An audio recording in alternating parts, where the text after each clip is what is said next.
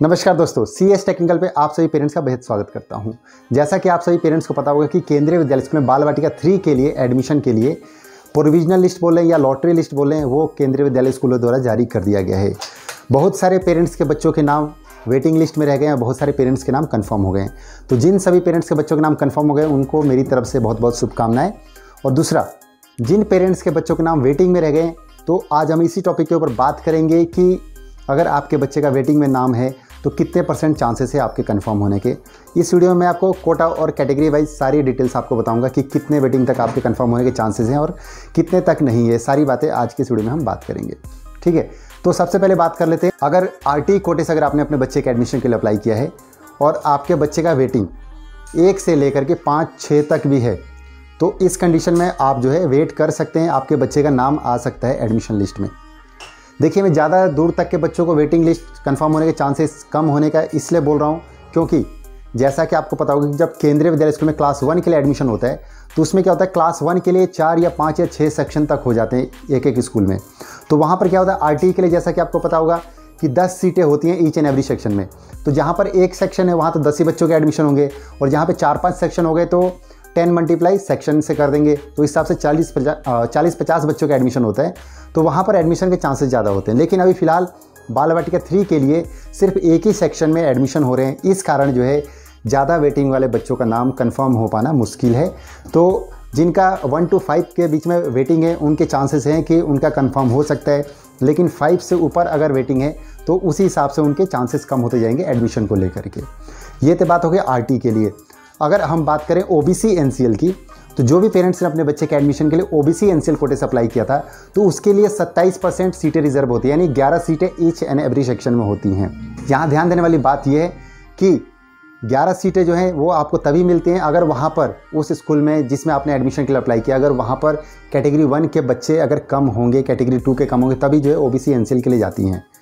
ऐसा नहीं है कि मतलब कैटेगरी 1 वालों को वेटिंग में रख दिया जाएगा और बाकी अदर कोटा और कैटेगरी को सारी लिस्ट सीटें चली जाएंगी, ऐसा नहीं होगा, क्योंकि कैटेगरी 1 वाले पेरेंट्स को प्रायोरिटी देनी जरूरी होती है। तो सेम एज इट इज़ इसके लिए भी 1 से 5 या 1 से 6 तक के जिन बच्चों का वेटिंग लिस्ट है उनके कंफर्म होने के चांसेस हैं, लेकिन 6 से ऊपर जितने भी बच्चों के नाम हैं उसी हिसाब से उनके एडमिशन के चांसेस कम होते चले जाएंगे, ठीक है। तो उसके बाद हम बात करें SC की, तो SC के लिए जो है 6 सीटें रिजर्व होती हैं, ठीक है। 15% करीब होते हैं, 6 सीटें होती हैं और ये जो 6 सीटें होती हैं ये तभी कंफर्म होती है अगर वहाँ पे वैकेंसीज बची होंगी तो, ठीक है। और SC कोटे में 1-2 वेटिंग तक है तो आपके कंफर्म होने के चांसेस है, बाकी अदर के लिए मुश्किल हो जाए, क्योंकि SC के लिए सिर्फ मैक्सिमम 6 ही बच्चों के एडमिशन हो सकते हैं अगर उनको सीटें मिलती हैं तो। अगर हम बात करें ST कोटे की, यानी जिन पेरेंट्स ने अपने बच्चे के एडमिशन के लिए ST कोटे से अप्लाई किया होगा तो उनके लिए भी सेम एज इट इज़ 1 या 2 वेटिंग तक हो सकता है कि सीट कंफर्म हो जाए, अदर के लिए मुश्किल होने वाला है क्योंकि सिर्फ 3 ही बच्चों के एडमिशन हो सकते हैं ST कोटे से।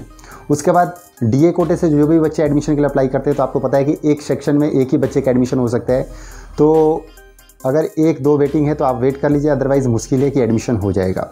देखिए, मैं इसलिए ऐसा बोल रहा हूँ क्योंकि आपको पता है कि सिर्फ एक ही सेक्शन में बच्चों के एडमिशन हो रहे हैं, तो इसलिए कंफर्म होने के चांसेस कम हो गए हैं इस बार। अगले साल से बाल वाटिका 1 to 3 के लिए एडमिशन होंगे, तब हो सकता है कि ज़्यादा वैकेंसीज आएँ, ज़्यादा सेक्शन में एडमिशन हो, तब आपको जो है इसका प्रायोरिटी मिल सकता है और फ़ायदा मिल सकता है।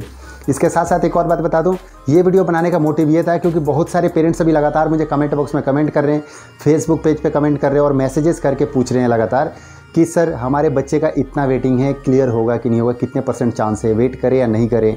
तो इस तरह से बहुत सारे क्वेश्चंस आ रहे थे, तो मैंने सोचा क्यों ना इसके ऊपर एक वीडियो बना करके आप सबके साथ शेयर कर दूँ, ताकि जिन पेरेंट्स को डाउट है या नहीं पता चल पा रहा है तो उन सबको इस वीडियो के माध्यम से पता चल सके।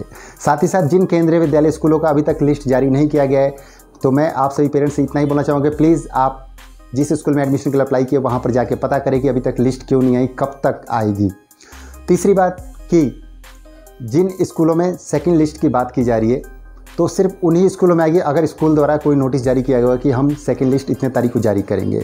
अदरवाइज़ जिनका वेटिंग में होगा उनको कॉल करके स्कूल वाले ऑटोमेटिक बुला लेंगे कि आप अपने बच्चे का आकर के एडमिशन करवा लें, मतलब आपका वेटिंग क्लियर हो गया है।